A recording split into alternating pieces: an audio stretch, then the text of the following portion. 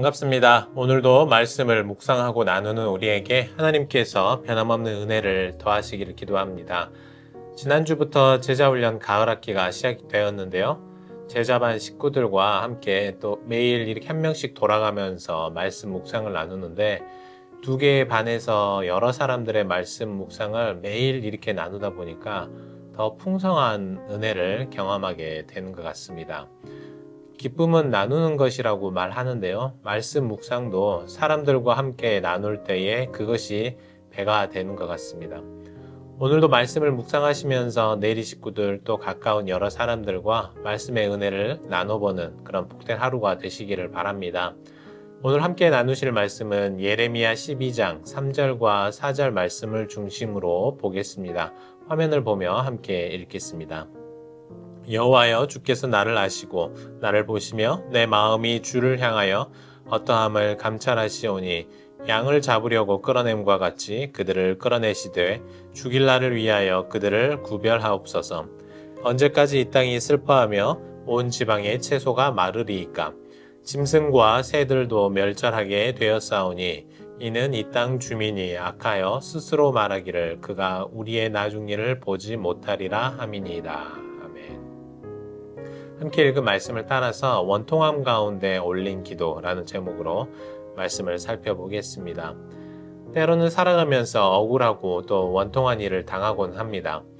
나의 잘못이 없음에도 내가 책임을 져야 하는 경우도 있죠. 나는 그들에게 선을 베풀었음에도 나를 이유 없이 미워하는 경우도 생기고는 합니다. 오늘 말씀 속에 예레미야 역시 이러한 일을 겪어야 했습니다.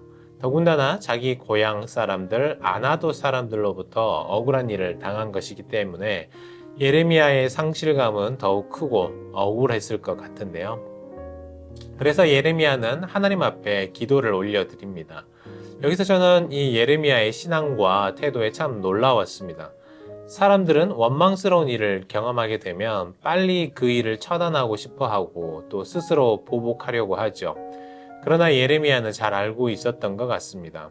사람이 아니라 바로 하나님이 심판자이시고 또 이를 해결하시는 분이라는 사실을 말이죠.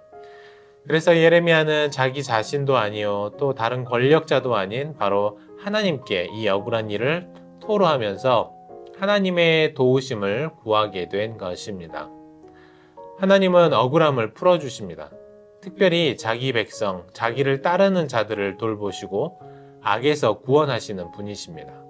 우리가 의지할 분은 바로 우리를 구원하시며 우리의 원통함을 해결해 주실 수 있는 유일한 분, 바로 하나님 여호와이십니다. 예레미야가 이 사실을 너무나도 잘 알고 있었던 것 같죠. 물론 예레미야는 억울한 일을 당하면서 왜 이런 일을 자신이 겪어야 하는지 이해할 수가 없었어요. 자신이 잘못된 일을 한 것도 아니었고 하나님의 말씀을 붙잡고 하나님의 명령대로 살아간 것 뿐인데 예레미야는 이토록 혼란스러운 일을 경험해야만 했습니다. 그러나 세상은 모를지라도 하나님은 예레미야가 어떤 사람인지를 잘 알고 계셨습니다. 아나도 사람들, 아니 그의 고향과 그의 가족들까지도 예레미야를 믿지 못하고 괴롭힐지라도 하나님은 예레미야를 알고 계셨습니다. 이것이 바로 성도가 믿고 의지하며 달려간 길인 것이죠. 자기가 하고 싶어서 한 일도 아니었고 하고 싶어서 안달이 난 적도 없었지만 하나님의 부르심을 그저 따라서 성실하게 살았을 뿐인데 예레미야는 이런 힘겨운 일을 겪어야 했습니다. 자기 욕심을 위해서도 아니었고 오직 하나님의 뜻을 따르는 삶이었을 뿐이지만 결코 그에게 무언가 엄청 좋고 복된 일이 일어난 것이 아니었으니까 예레미야가 겪었을 충격과 아픔은 더욱 컸을 것입니다. 여러분들은 이처럼 힘겨운 인생의 고난과 위기 앞에서 어떻게 반응하십니까?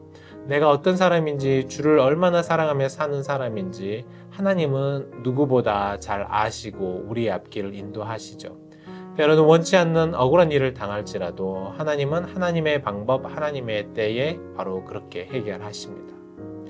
비록 지금 이 의로운 선지자 예레미야를 핍박하고 해하려고 하는 아나도 사람들처럼 때로는 악한 사람들이 이 땅에서 성공하고 아무런 심판도 받지 않은 채 편안하게 살아가는 것처럼 보일 수 있어요.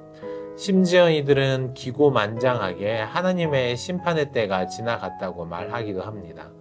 그래서 4절 뒷부분은 아나도 사람들의 말을 이렇게 기록해요. 이는 이 땅 주민이 악하여 스스로 말하기를 그가 우리의 나중 일을 보지 못하리라. 더 이상 심판의 때는 지나갔다고 생각하는 것입니다. 하나님의 통치와 심판을 무시하는 것이죠.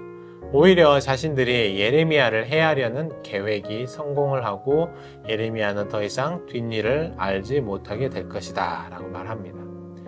그러나 오늘도 우리는 하나님을 믿고 의지하며 달려가는 자들입니다.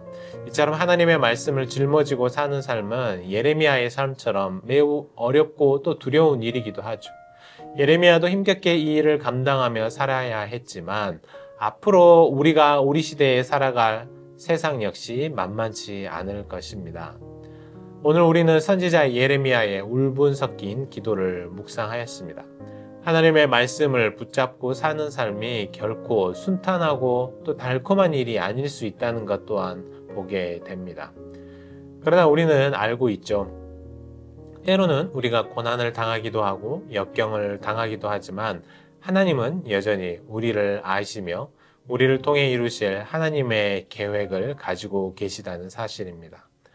때로는 믿음으로 인해서 억울한 일을 당하는 때도 있겠지만 더욱 주를 의지하고 하나님을 바라보며 담대히 이겨내고 또한 승리하는 주의 복된 자녀들이 되시기를 주님의 이름으로 축복합니다. 오늘 금요 건축 기도문 함께 읽으시면서 기도하도록 하겠습니다.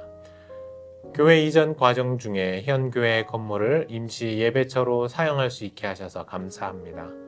교회 이전 중에 다음 세대 예배, 내리 모임, 제자훈련 장소로 사용되어질 리스크 공간도 잘 마련되게 하옵소서.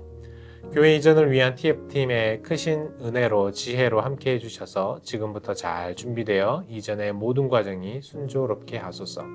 한 성도의 헌신으로 건축되고 있는 스토리지에 교회의 물건들이 안전하게 잘 보관되게 하옵소서. 아멘. 제가 기도로 하겠습니다. 하나님 아버지 감사합니다. 때로는 억울하고 원통한 중에도 우리의 삶을 가장 잘 아시고 돌보시는 하나님께 감사와 찬송을 올려드립니다. 예레미야가 그랬던 것처럼 나의 구주가 되시고 심판자가 되시는 하나님을 의지하고 믿고 따르는 그런 오늘 하루가 될 수 있도록 인도하여 주시옵소서. 이 모든 말씀을 우리 주 예수 그리스도의 이름으로 간절히 기도하옵나이다. 아멘.